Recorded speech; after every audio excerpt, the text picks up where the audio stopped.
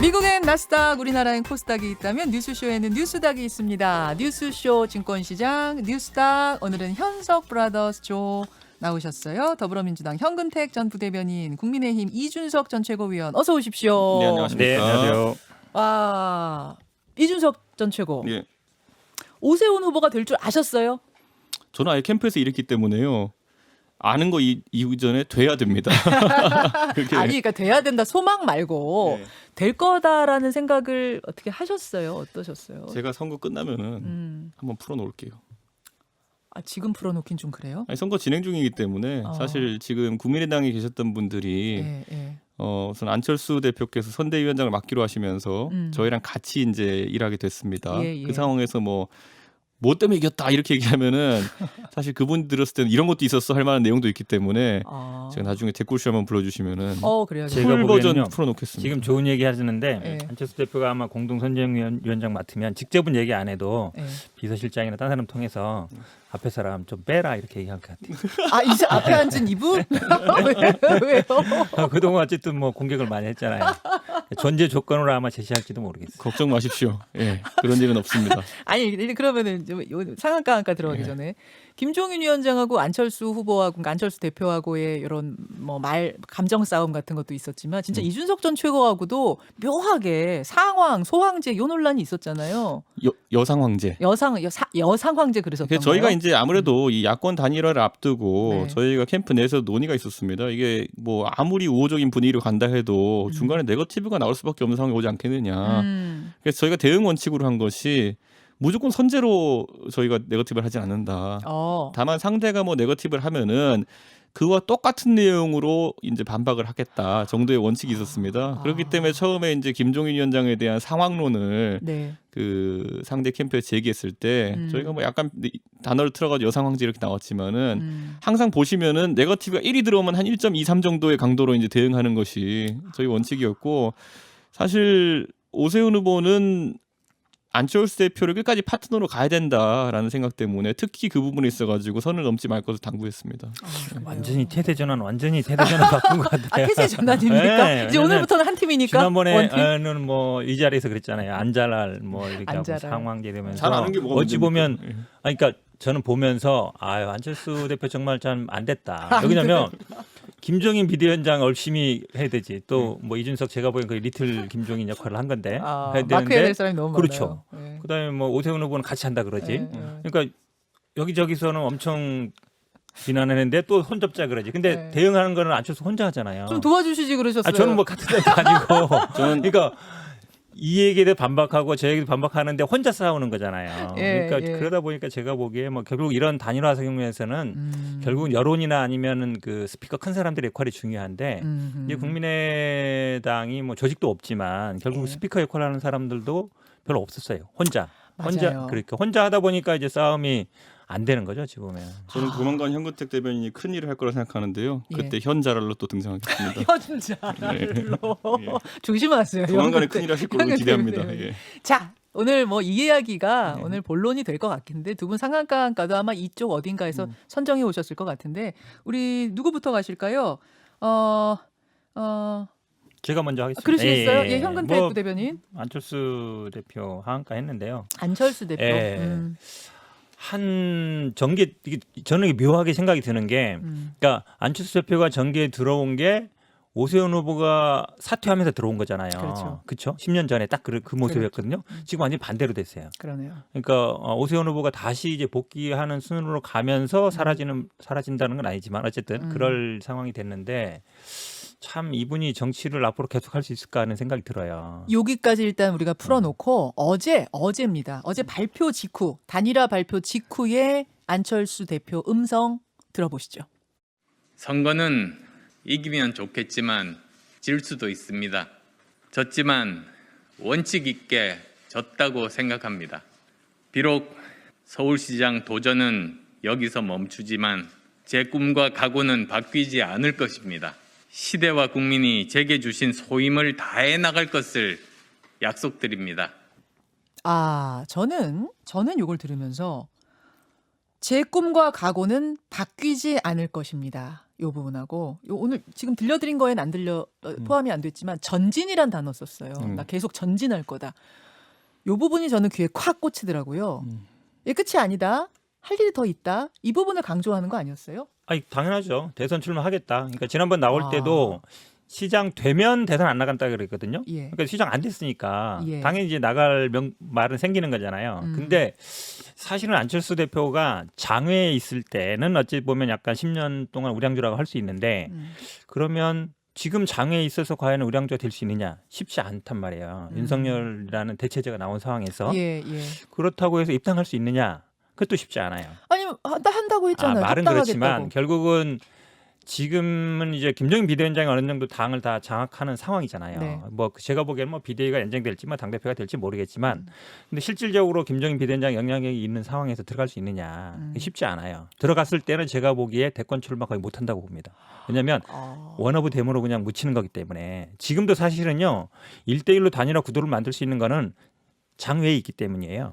그러니까 어찌 보면 뭐 3석밖에 안 되는 의원이지만 장외에 있으니까 1대1로 되는 것이지 예. 안에 들어가면 예. 제가 보기에 컷오프 될 수도 있어요. 그냥 무시하면 끝인 그렇죠. 거니까. 그러니까 안에서는. 본인도 알기 때문에 그전에는 그냥 입당하겠다 그랬는데 네. 이분이 언제 뭐 당원들 의사를 묻거나 아니면 시민단체랑 같이 해서 하던 상황이 아니었거든요. 출마할 때도 그렇고.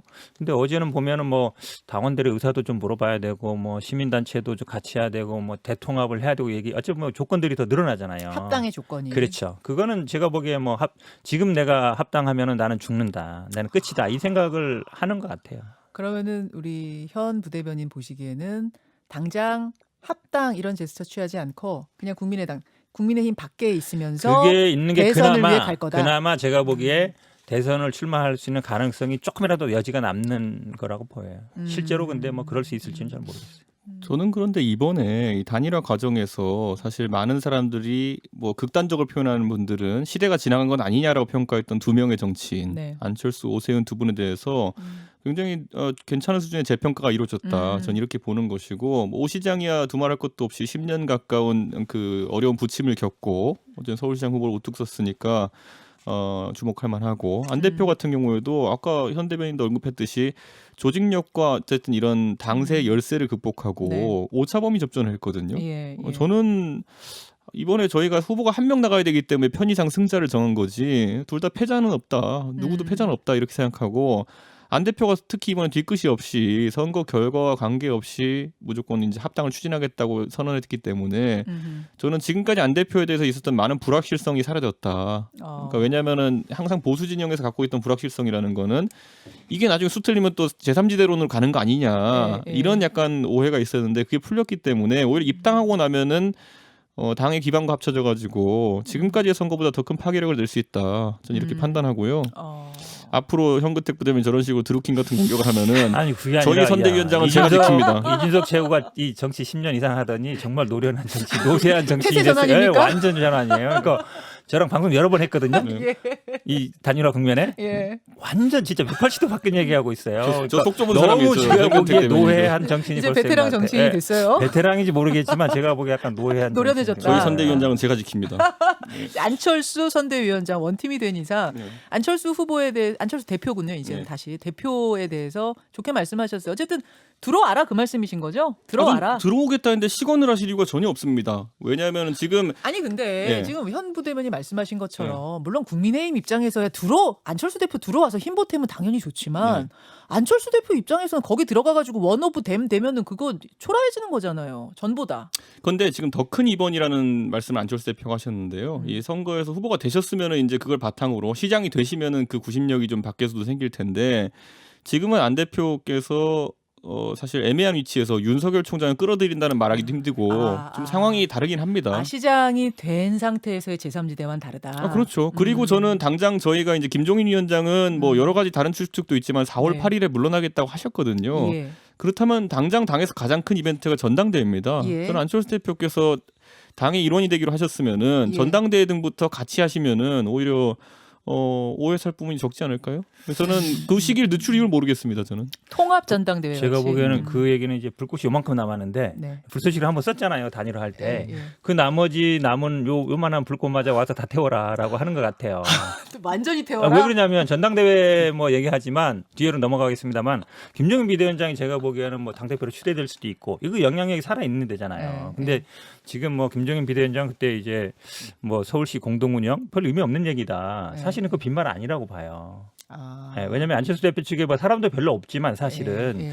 이게 1년 동안에 뭐 공동운영하는 게 쉽지 않거든요. 임기 1년인데. 그렇죠. 그러니까 합당이란 얘기나 공동운영 얘기는 그러니까 단일화하기 위한 어느 정도의 입서비스 차원이지 실제로 그런 생각을 현실은 안 될 그렇죠? 거다. 자, 제가 현실은 보기엔 안 별로 될 없는 거다, 얘기예요. 될 거다. 두 분의 의견이 이렇게 갈려 있는 상황에서 어쨌든 안철수 대표는 지금 대선을 생각할 거다는 건 두 분 다 똑같이 공감하세요.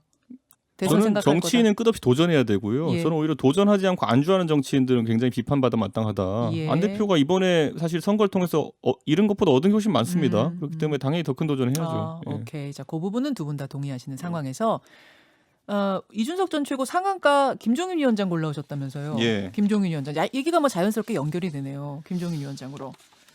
아무래도 저는 김종인 위원장 상한가로 꼽은 것이 이번에 선거에 그 단일화 경쟁 과정에서의 의미 중에서 물론 어떤 후보가 더 나은 서울시장 후보냐도 있었지만은 보수 진영 내에 노선 갈등도 좀 있었습니다. 어떤 노선? 다 기억하시겠지만은 김종인 위원장이 막판에 단일화 관련해 가지고 비판을 좀 받으시기에 그 김문수, 김무성, 이재호 이 당의 원로분들이죠. 네. 이분들이 정론관에 서가지고 다 같이 이제 김종인 위원장을 비판하는 성명을 내기도 했고요. 사퇴하라. 다 보셨지만 홍준표 대표라든지 아니면은 뭐 윤상현 의원이라든지 뭐 장제원 의원님이었나요? 뭐 당내 꽤 많은 인사들이 이런 김종인 위원장의 행보를 비판하고 네. 이게 도움이 안 될 것이다라는 취지로 말씀하셨지만 왜 단일화 자꾸 방해하느냐 이런 거였죠. 근데 따지고 보면은 김종인 위원장도 그렇고 저도 그렇고 당인의 입장에서는 당연한 거거든요. 당의 후보가 선출되면은 그 후보의 당선을 위해 최선을 다한다라는 원칙론을 고수한 건데 어쨌든 이겼습니다.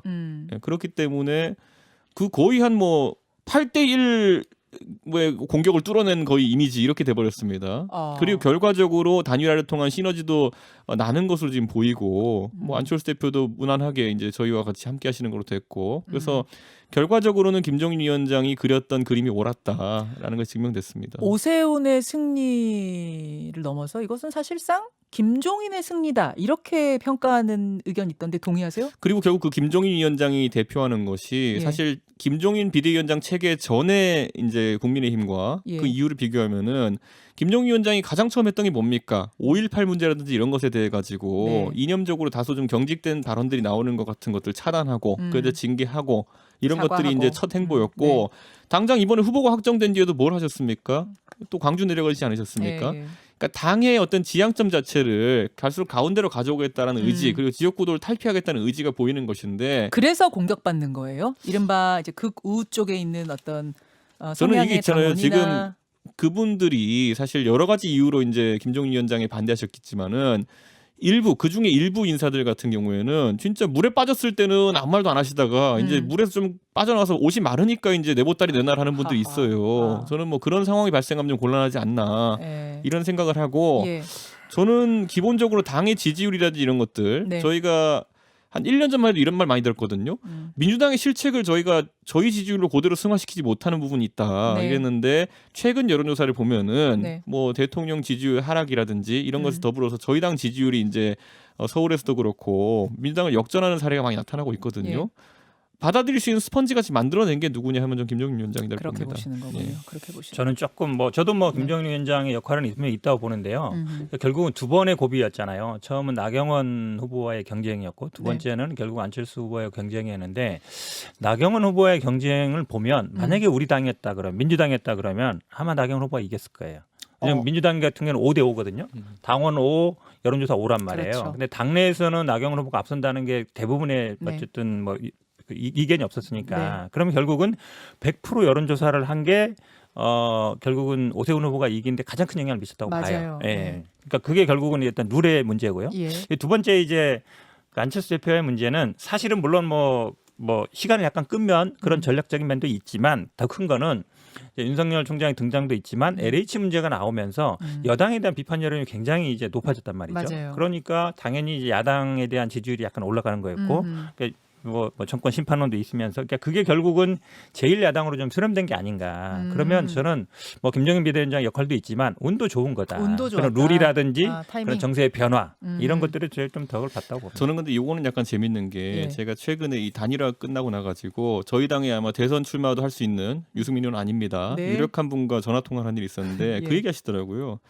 김종인이 왜 저랬는지 알겠다라는 그게 얘기하시더라고요. 무슨 말이에요? 저도 뭐요 그랬더니만은 처음에 당 들어온 뒤부터 대선이고 서울시장이고 당에 마음 드는 후보 없다고 자꾸 이제 밖에 찾겠다는 얘기를 했던 이유가 뭔지 알겠다. 그런 얘기 계속 하셨죠. 왜냐하면 예. 대권 출마한 사람 입장에서도 아니면 관심 있는 사람 입장에서도 그 얘기를 안 하고 당내에서 특정 후보에게 편애하는 모양새를 보인다는 오해를 사면은 예. 오히려 김종인 위원장의 리더십이 굉장히 위태했을 거다. 아. 그런데 오히려 당에서 누구를 이제 하도 밖에 이제 찾는다는 얘기를 많이 하니까 맞아요. 당에 있는 사람들이 부정돼서 일시적으로 기분 나쁠 수 있겠지만 네. 아무도 지난 1년 동안에 김종인 위원장이 서울시장 후보나 아니면 대선 후보로 특정인을 편애한다는 얘기는 안 나왔거든요. 그런 얘기는 안 나왔죠. 그러다 보니까 이게 제가 가끔 이제 비교하는 게 김종인 위원장의 리더십은 신성 로마 제국 황제 비슷한 거다.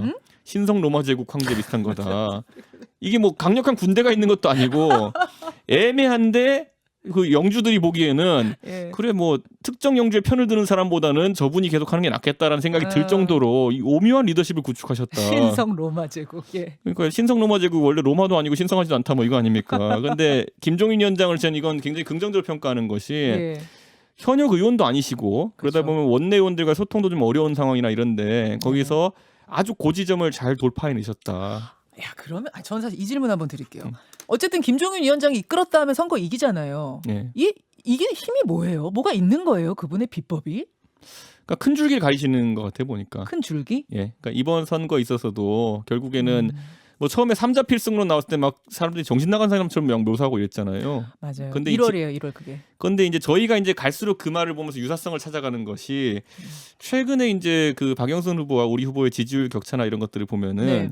과거 2006년도에 이제 오세훈 시장이 처음 출마했을 때 그 강금실 전 장관과 이제 선거 붙었던 적이 있습니다. 그때도 여러 가지 유사성이 있었죠. 여성 후보고 또 노무현 정부 말기였고 부동산 실정으로 인해 가지고 표가 좀 빠지는 상황이었고 네. 정권 종료 1년을 앞두고 이제 치러진 선거였기 때문에 유사성이 네. 아주 많았는데 그러다 보니까 김종인 위원장은 그것과 약간 유사한 추이를 느낀 것 같습니다. 아, 이번에도. 그래서 상당히 이제 여권이 좀 곤혹을 치를 선거다라는 걸 예상하고 아. 그러다 보니까 처음에 그런 어떤 분석에 의해 가지고 우리 후보가 처음에는 이제 그 단일화 상대인 안철수 후보에 비해 가지고 뭐 밀렸죠. 여러 면에서 밀리는 것처럼 보였지만은 당 구성원들이 자신감을 가지고 앞으로 갈 수 있게 한 거거든요.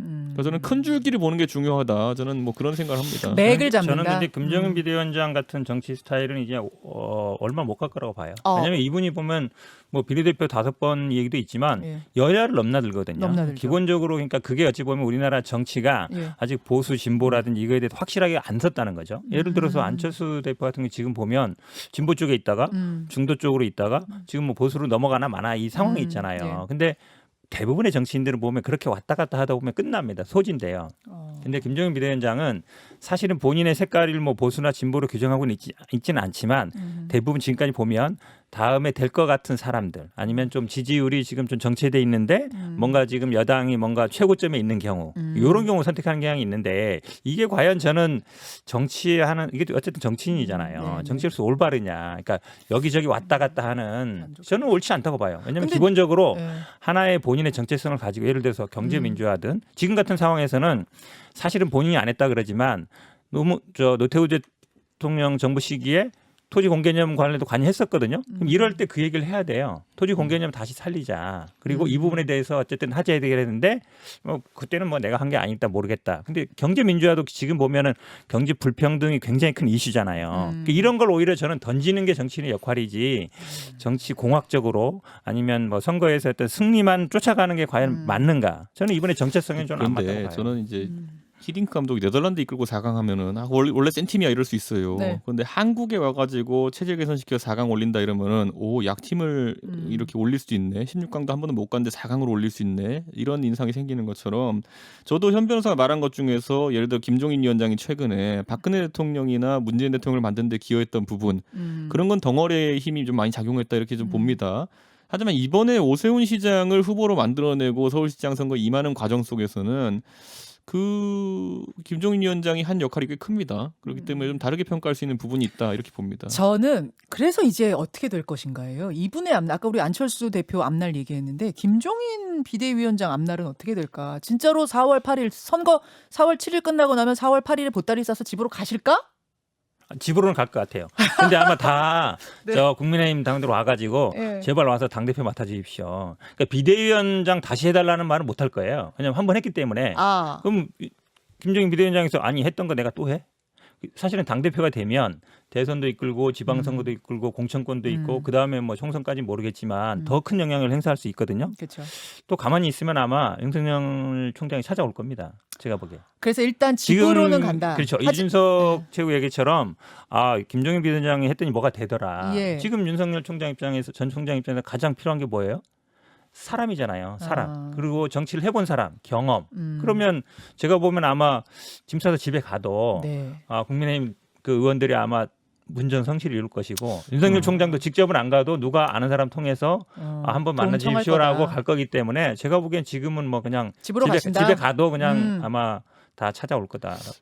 여의도에서 유명 정치 컨설턴트들이 대선 한번 컨설팅 해주면은 5억씩 10억씩 받는다는 얘기가 있어요. 오, 그래요? 저도 뜬 소문이기 때문에 사실은 모르겠지만은 음. 저기가 용하다 소문 나면요. 네, 네. 그 돈 받는 것도 아니고 네. 마음에 들기만 해주면은 컨설팅 해준다 그러면은 줄 섭니다. 어. 네. 줄 섭니다. 그렇기 예. 때문에 저는 김종인 위원장 입장에서는 지금 당장 당권에 관심을 가질 필요는 없다. 어차피 본인의 킹메이커로서 입지라고 하는 것은 대선 때 어떤 역할을 하느냐에 달려있기 때문에 당연히 저도 현 대변인이랑 동감하는 게 윤석열 총장 쪽에서 지금 윤석열 총장은요 누구나 만나고 싶어하는 사람일 거예요. 하지만 반대로 그렇다고 이제 아무나 만날 수는 없는 상황인 거거든요. 네. 이번에 김종인 위원장이 자연인으로 돌아가면은 네. 컨택 1순위가 되지 않을까 싶습니다. 그러니까 윤 총장이 김종인 위원장을 찾아가서 컨택을 시도할 것이다. 그 아니 거기에 대해서 일순위. 얼마나 또 명쾌하냐면요. 그러니까 네. 이거예요. 김종인 위원장이 한 말을 보면은 4월 네. 8일에는 집에 가겠다. 1. 네. 2. 윤석열 총장한테 연락한 거 그럴 생각 없다. 네. 2. 네가 연락해라 이거죠. 하하. 두 분 다 일단 집으로 가실 거다 그분. 왜냐면 뭐 이분이 급할 게 없다. 다들 그러니까 찾아올 내가 거다. 연락 안 하겠다는 걸 굳이 밝힐 이유가 뭡니까? 네가 연락해라라는 거지.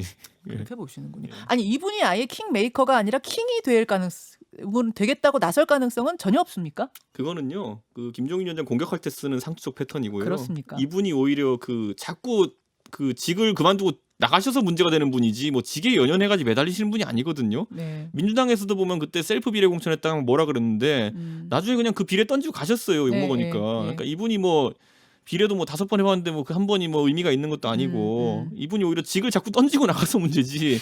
뭐 안 나가려고 버티는 누구랑은 좀 다릅니다. 예. 예.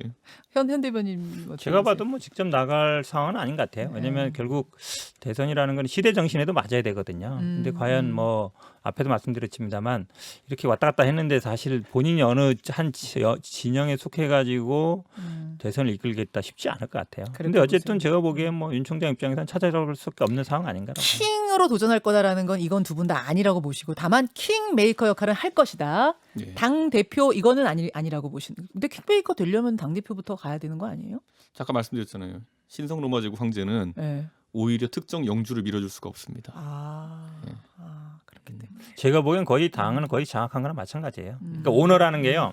사실은 뭐 당의 오너란 말을 쓰면 죄송하지만 회사 같은 게 오너가 무슨 뭐 직책이 꼭 있어야 되는 게 아니거든요. 회장, 명예회장 아니라 그냥 고문이든 뭐 뭘 해도 그렇죠. 사람들이 다 줄을 서면 자연스럽게 힘이 생기는 거거든요. 생기죠. 그럴 때 뭐 결국은 이번 보궐선거 끝나고 나중에 이제 대선 국면에 가면 당연히 글로 다 줄 설 것 같은데요. 제가 봐도. 알겠습니다. 지금 한 2분 정도 남았는데 이제 본선이 대진표가 짜졌습니다. 네. 오세훈, 박영선, 오세훈. 앞에서 박영선 후보 오늘 인터뷰했어요. 어제는 이제 오세훈 후보 인터뷰하고 내곡동 이야기를 많이 하게 됐는데 결국 이게 중요한 이슈가 될까요? 어떻게 보세요? 그러니까 저는 이 집 문제 있어가지고 이준석 네거티브가 치고. 이제 서로 양쪽으로 오가는데 네. 예를 들어 내곡동, 그다음에 또 도쿄 집, 네네. 그다음에 LCT 뭐 이렇게 키워드들이 나오지 않습니까?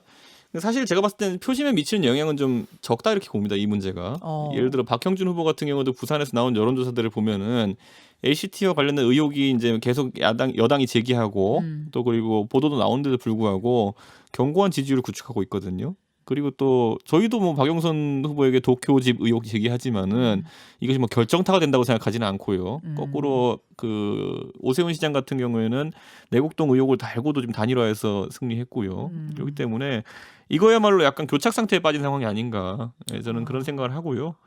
저는 네거티브는 선거에서 피할 수 없는 거지만은 이번에 그래서 정책이 실종된 건 좀 안타깝다. 저는 이런 생각을 하고 아무래도 1년짜리 선거다 보니까 서울과 부산 모두 네. 정책적인 면이 좀 부각이 덜 되는 거 아닌가 이런 좀 생각이 듭니다. 저도 뭐 정책 선거가 된다는 데는 동의하는데요. 결국은 이게 부동산 투기 문제냐 이런 게 아니라 정직하냐 문제예요. 거짓말하냐 안 하냐. 결국은 오세훈 후보가 지금 내곡동 땅과 관련해서 말이 계속 바뀌고 있잖아요. 뭐 본인 노무현 정부 때 됐다, 본인 몰랐다, 뭐 관여한 적 없다 그랬는데 여기서 중요한 말을 얘기했어요. 아, 뭔가 증언이 나오면 사퇴하겠다. 아, 내가 이익을 봤으면 정계 은퇴하겠다. 지난번에 우리 보궐선거가 아니라 지난번에 시장 사퇴할 때도 이거 부결되면 사퇴하겠다 한 거예요. 그때도 사실은 그 서울시의회 같은 경우는 민주당이 되게 많았거든요. 전 지금도 그렇게 다르지 않을 거다. 이분은 쉽게 좀만 뭐 하면은 던지는 사람이에요. 근데 뭐 이게 과연 정치인으로서 옳으냐? 저는 일단 이익을 안 받느냐 그 부분에 대해서도 국민들이 다르게 판단할 거라고 보고 본인이 가장 큰 문제는 정치인이 거짓말한다는 거, 말 바꾸기 한다는 거. 그 신뢰의 문제거든요. 그러니까 10년 동안 장외에 있었는데도 하나도 안 바뀐 거죠. 뭘 던진 이런 거. 근데 그만두겠다라는 거. 이거는 제가 보기에는 옳은 될 태도가 것이다. 아니다. 그리고 그동안은요. 단일화 국면에 가려져서 이게 핵심적인 이슈가 안 됐어요. 근데 어쨌든 1대1 구도가 되면 저는 어쨌든 남은 기간 동안에는 이슈가 될 걸로 보고 있습니다. 아니 박영선 후보의 부동산 문제 같은 경우에도 사실 매매를 했다라고 하는데 아직 등기부등본상은 확인되지 않고 그리고 또 이게 거주 목적으로 실거주 목적으로 월세가 너무 비싸 샀다 이랬는데 또 실거주 기간은 또 매우 짧은 걸로 확인되고 이런 것들도 큰 틀에 보면 거짓말 논란입니다. 그런데 뭐 참 이게 난감한 게 저희가 일본 현지 가서 확인할 수 있는 것도 아니고 지금 가도 격리 끝나고 나면 선거 끝나요. 그러니까 저희가 지금 참 저희 쪽에서 이거 하는 사람들 자가격리. 당황스럽긴 한데 어쨌든 뭐 이런 것들 그 아까 현대변이 말했던 것처럼 거짓말이 아니냐는 부분에 있어가지고 특히 아까 뭐 이익 이런 얘기 같은 경우에는 이건 되게 추상적인 개념입니다. 어떤 사람은 수용이 되면 이익이라고 할 수도 있고 어떤 사람은 수용이 되면 이익이 아니랄 수 있습니다. 네. 근데 이거야말로 유권자들이 집합적인 판단을 하는 겁니다. 그게 문제가 된다고 생각하는 분 많으면은 선거에 떨어질 것이고 네. 그게 아니면 선거에서 이길 것이거든요. 예. 그러니까 저는 그런 부분을 제외한 진짜 법적으로 사실관계 다툴 만한 부분이 뭐냐를 한번 추려보면은 반박이 안 되는 부분은 없습니다. 자, 일단 오늘은 여기까지. 오늘 한마디 하려고 그랬는데. 지금 왜냐하면 시간이 이미 넘쳐가지고 다음번에 한마디 더 하세요. 다음번에 한마디 더 말씀을 붙여주시고요. 여기까지 오늘 말씀 듣죠. 두 분 고생하셨습니다. 네, 감사합니다. 예. 수고하셨습니다. 김현정의 뉴스쇼는 청취자 여러분의 참여로 이루어집니다. 트위터, 페이스북, 레인보우 게시판, 그리고 단문 50원, 장문 100원의 유료 문자 샵 1212, 우물정 1212 통해 참여하실 수 있습니다. 김현정의 뉴스쇼, 여러분과 함께 만듭니다.